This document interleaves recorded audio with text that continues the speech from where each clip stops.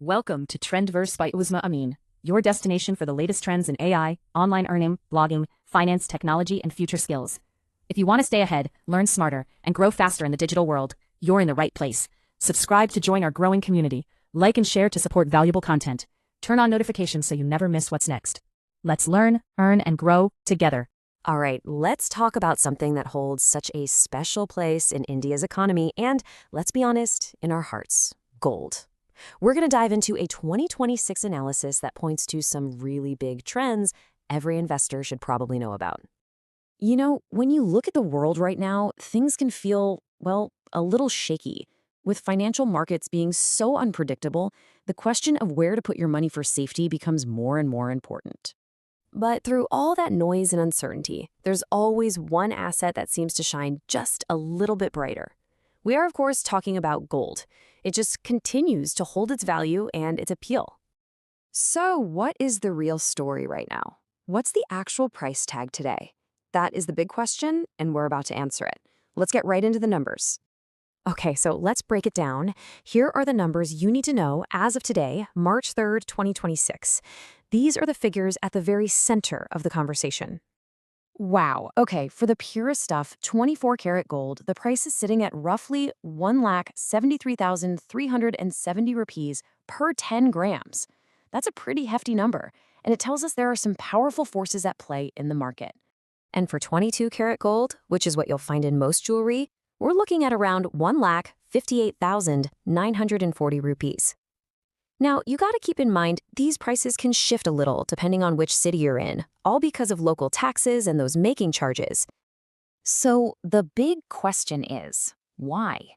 What's really propping up these strong prices? Well, the answer comes down to a classic idea in economics: the safe haven. And this really gets to the heart of it, doesn't it? It's all about psychology. When the usual investments, like stocks, feel risky, people just flock to something they feel they can trust. And time again, that has always been gold. Let's just pause here for a second, because this term is so important. A safe haven asset is basically your financial life raft in a storm. It's where investors park their money when they're less focused on making a huge profit and more concerned with just not losing what they have. And gold? It's the poster child for this. But, it's not just a gut feeling about safety.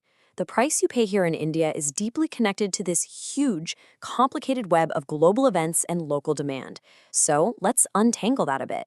So there are really three key things pushing and pulling the price. First, when international gold prices go up, we feel it here in India. Simple as that. Second, currency fluctuations are a huge deal. Gold is priced in US dollars globally. So if the rupee gets weaker, it just costs more rupees to buy the same amount of gold. And finally, you can't ignore the massive, consistent demand right here at home, not just for gorgeous jewelry, but as a core part of how we save and invest for the future. Which, of course, brings us to the big one. The question that's on everyone's mind: what happens next? The general feeling in the market is that things are going to stay pretty volatile. And this really lays out the two main paths forward. If all this economic anxiety around the world continues, well, gold prices could stay high, or maybe even creep up through the rest of 2026.